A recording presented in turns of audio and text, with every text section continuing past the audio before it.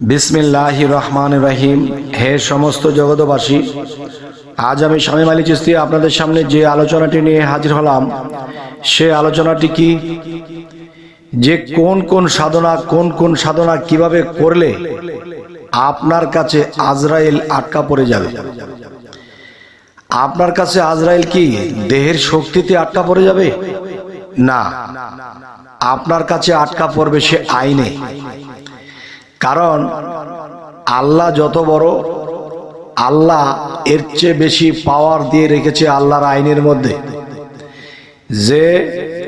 যে আইন কেউ সৃষ্টি করে সে কিন্তু আইনের মধ্যে পাওয়ার দিয়ে রাখে।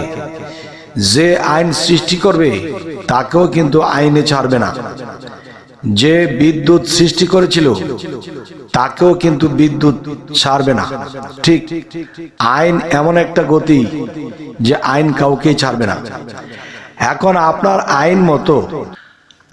আইন মতো যখন আপনি সাধনা করবেন মুর্শিদের কাছ থেকে নিয়ে, তখন কোন কোন সাধনাগুলো কিভাবে করলে আজরাইল আপনার কাছে আটকা পড়ে যাবে, সেই আটকা দেহের শক্তিতে নয়, মনের শক্তিতে নয়, সেটি আপনার সাধন শক্তিতে এবং আইনের গতিতে। দেখুন, প্রত্যেকটা মানুষ যখন পৃথিবীতে জন্ম নেয় তখন কিন্তু তার একটা হায়াত নির্ধারণ করে দেওয়া হয়। এখন হায়াত নির্ধারণ করে দেওয়া থাকলে সেটা কিন্তু আজরাইলের খাতার মধ্যে লেখা থাকে যে কোন দিন সে জন্ম নেবে, কোন দিন সে আবার মৃত্যুবরণ করবে, এটা লেখা থাকে। তখন কি হয়, সেই মানুষটি পৃথিবীতে এসে হয়তো আকর্ম কুকর্ম এক সময় করেছে, আরো একটি সময় দেখা যায় সে কোনো সাধকের সাথে সঙ্গ দিয়ে সে সাধনা করতে শুরু করেছে এবং মুর্শিদ ভজনা করতে শুরু করেছে। তখন সেই সাধক তিনি তাকে বিভিন্ন সাধনা দিচ্ছে।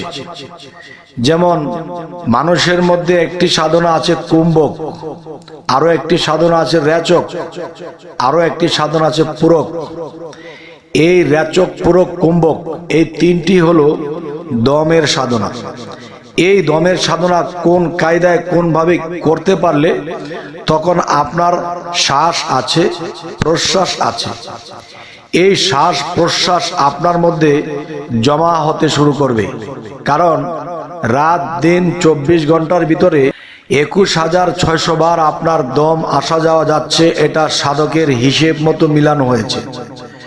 এখন 21,600 বার যে আপনার মধ্যে দম আসা যাওয়া করছে, এর মধ্যে দেখা যায় আপনি প্রত্যেক দিন 100, 150 কিংবা 200 শ্বাস প্রশ্বাস আপনি জমা রেখে দিয়েছেন।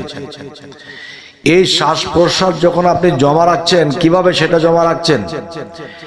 একদমে আপনি আল্লাহর নাম নিয়েছেন 100 বার, 120 বার, তখন দেখা যায় সেই একদমে যে আপনি আল্লাহর নাম বেশি নিয়েছেন এবং দমকে জমা করে রেখেছেন, দম ছাড়েননি, দম নেননি, তার মানে শ্বাস প্রশ্বাস আপনার মধ্যে জমা রয়ে গেছে।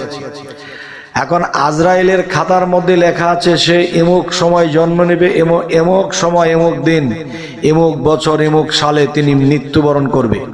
তখন সেই আজরাইলের হিসেব বা খাতার নাম যেভাবে লেখা ছিল, তার হায়াত লেখা ছিল, সেই অনুসারে কিন্তু সেই আজরাইল এসে যাবে। আজরাইল যখন এসে যাবে তখন এসে দেখে সেই ব্যক্তির মধ্যে শ্বাস এবং প্রশ্বাস দুটি জমা করা আছে। আর সেটি এই সাধক যখন একটানা 5 বছর কিংবা 7 বছর এই সাধনা করেছিল, প্রত্যেকদিন যদি 200 করে বা 150 করে শ্বাস প্রশ্বাস জমা রাখে, দেখা যায় সেই শ্বাস প্রশ্বাস জমা রাখতে রাখতে এরকম 2 মাস, 2.5 মাস বা 3 মাসের শ্বাস তার জমা হয়ে গেছে। তখন সেই শ্বাস প্রশ্বাস জমা থাকা অবস্থায় যদি আজরাইল সেই ব্যক্তিকে নিয়ে যেতে চায় কিংবা তাকে মৃত্যু দিয়ে নিয়ে যায়, তখন কিন্তু সেই আত্মাটা সেই আত্মজগতে যাইয়া সে সেখানে স্থান পাবেন বা সেখানে সে স্থির থাকবে না। কেননা তার হায়াত থাকতে সে চলে গেছে। আর হায়াত থাকতে যদি কোনো আজরাইল তাকে নিয়ে যায়, তখন কিন্তু আজরাইলেরও বিচার হবে। কেননা তার হায়াত আছে, তুমি তাকে কেন নিলে? তার শ্বাস প্রশ্বাস আছে, আরো 2.5 মাস 3 মাসের হায়াত তার থাকতে তুমি তাকে কেন নিলে? তখন কিন্তু আজরাইলের খেসারত দিতে হবে আল্লাহর কাছে। তাই বলবো, হে সমস্ত জগতবাসী, আজকের এই আলোচনাটি অবশ্যই প্রত্যেকটা সাধকের, প্রত্যেকটা আল্লাহর ইবাদতকারীর দরকার। কারণ দেখেন, মানুষের মৃত্যু কখন হয় কেউ কি বলতে পারে? আর যে বলতে পারে সে কিন্তু তার নিজের হায়াত গুনে গুনে রাখছে। যেমন মনে করেন, যিনি জানে আমি 2.5 মাস বাঁচবো বা 3 মাস বাঁচবো, তার মানে সে কেন বলেছে, কেন বলতে পেরেছে? তার মধ্যে শ্বাস প্রশ্বাসকে সে প্রত্যেক দিন জমা রেখেছে। শ্বাস প্রশ্বাস কম খরচ করে সে আল্লাহর নামটাই বেছে নিয়েছে, যার ফলে তার হায়াতটা বেড়ে গেছে। কিন্তু আজরাইলের হিসাব মতো যখন সে এসে যাবে, তখন দেখবে তার 2.5-3 মাসের হায়াত বেড়ে আছে।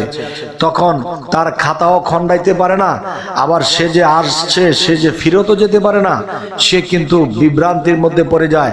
তখন নিজের ওয়েট বজাইতে রাখতে যাইয়া তখন বেআইনি ভাবে যদি কাউকে এই মৃত্যুদণ্ড দিয়ে তাকে নিয়ে যায়, তখন কিন্তু আজরাইলের খেসারত আছে।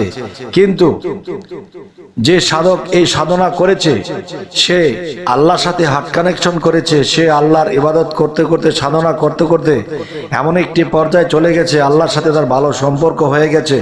এখন আল্লাহকে ডাক দিয়ে যদি বলে যে হে আল্লাহ, আমার তো সময় হয়নি, কিন্তু তিনি আমাকে জোরপূর্বক করছে, কিন্তু আমার তো শ্বাস প্রশ্বাস জমা আছে, আমার খাদ্য জমা আছে, আমি খাদ্য কম খেয়েছি, শ্বাস প্রশ্বাসের সাধনা করে আমি শ্বাস প্রশ্বাসের আমি জমা করেছি, তিনি এখন সেই 2.5-3 মাস আগেই সে আমাকে নিয়ে যেতে চায়।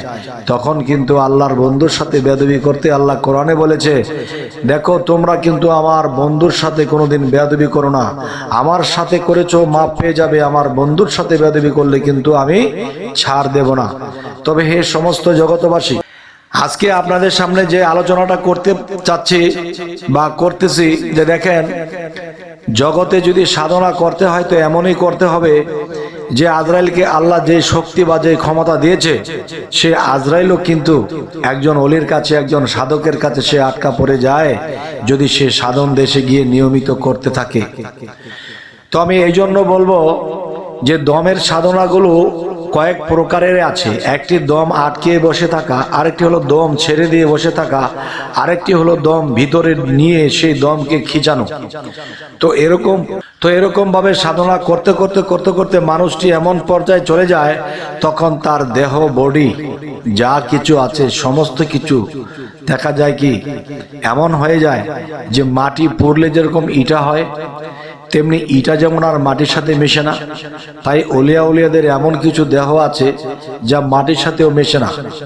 তাহলে ইট তো সেই মাটির থেকেই তৈরি ছিল, কিন্তু ইট তো পুরোপুরি সে নিজেকে একেবারে আঙ্গার করে সে ইটা হয়ে গেছে।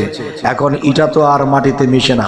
যারা পৃথিবীতে ওলিয়া আউলিয়া আছে, তারা নিজেকে পড়তে পড়তে এমন একটা অবস্থানে চলে গেছে, তারা ইটা হয়ে গেছে, এখন মাটির সাথে আর মিশে না। তাই বলবো, হে সমস্ত জগতবাসী, যে আমরা যদি নিজ নিজ কামেল মুর্শিদের কাছে যাইয়া নিজ পরিচয়গুলোর পাশাপাশি এই সাধনাগুলো করি, তখন আমি একদিকে হব আল্লাহর কাছে আমি প্রশংসনীয় হব, এবং দেখা যায় সমস্ত নবী রাসূল এবং ফেরেশতাগণ তার নামে সুনাম গাইতে থাকবে, এবং সেই ব্যক্তি মুখে কিছু বললে তা হয়ে যাবে দুনিয়াতে।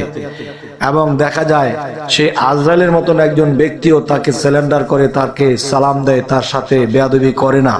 কারণ যিনি এই সাধনা করতে করতে সেই প্রেমনলে সেই সমস্ত যন্ত্রণার আগুনে পুড়তে পুড়তে যখন আল্লাহ প্রাপ্তি হয়ে গেছে, তখন কিন্তু আজরাইলও তাকে ভয় পায়।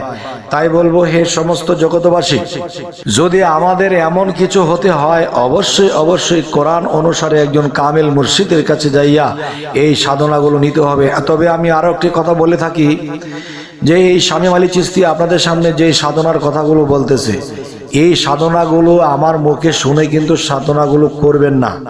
কেননা এটা যে মুর্শিদ আপনাকে সাধনাগুলো দেবে, সেই সাধনাগুলো আপনি সেই মুর্শিদের থেকে নিয়ে যখন করবেন, তখন মুর্শিদ আপনার দিকে দৃষ্টি রাখবে। সেই দৃষ্টিটা কিভাবে রাখবে? যেমন আমি এটিও বলে থাকি কাসিম যখন এই পারে ডিম পেরেছে, বালু দিয়ে ঢেকে সেই ডিমগুলো রেখে গেছে আর ডিমদেরকে বলে গেছে জ্যৈষ্ঠ মাস আসলে বা জ্যৈষ্ঠ মাস আসলে তোমরা যাইও। তখন সেই সাগরের ওই পারে যাইয়া সেই কাসিম ডিমের দিকে তাকিয়ে শীষ মারে, চোখের দৃষ্টি মারে, আর সেই দৃষ্টিতে সেই ডিমগুলো ফুটে। ঠিক কামেল মুর্শিদ একটা ভক্ত যত দূরেই থাক, যখন সেই ভক্তকে সাধনা দিয়ে দেবে, তখন যত দূরেই থাক মুর্শিদ তার দিকে লক্ষ্য রাখবে, তার দিকে দৃষ্টি রাখবে। তাহলে দমের যেই সাধনাগুলো করবে তখন ভক্ত সাকসেস লাভ করবে। আর যদি দৃষ্টি না রাখে তাহলে সেই দমের চাপা পড়ে সেই ভক্তটির কোনো ক্ষয়ক্ষতি হতে পারে, স্ট্রোক হতে পারে, মৃত্যু বরণ করতে পারে। তাই বলবো কি, একজন কামেল মুর্শিদের কাছে যখন এই সাধনাগুলো নেওয়া হবে, সম্পূর্ণ নিয়ম কানুন দেখিয়ে দিবে এবং আপনার দিয়ে খেয়াল রাখবে। যখন আপনার বিপদ কেটে যাবে, আপনার শ্বাস প্রশ্বাস জমা হবে, আপনি পৃথিবী থেকে আল্লাহ আপনাকে বাদশাহ উপাধি দিবে, আপনাকে বড় আউলিয়া উপাধি দিবে, আল্লাহর বন্ধু উপাধি দিবে। তখনই আপনি আমি পৃথিবীতে সুনামধন্য হয়ে যাব। সমস্ত 18,000 মাখলুকাত আপনার নামে সুনাম গাইবে। তাই বলবো, হে সমস্ত জগতবাসী, আজকের এই আলোচনা কেমন লাগলো অবশ্যই জানাবেন। সামনে কি ধরনের আলোচনা চাইছেন তাও জানাবেন। আমাদের চ্যানেলটিকে সাবস্ক্রাইব করে নেবেন। সকলেই ভালো থাকবেন। আল্লাহ হাফিজ।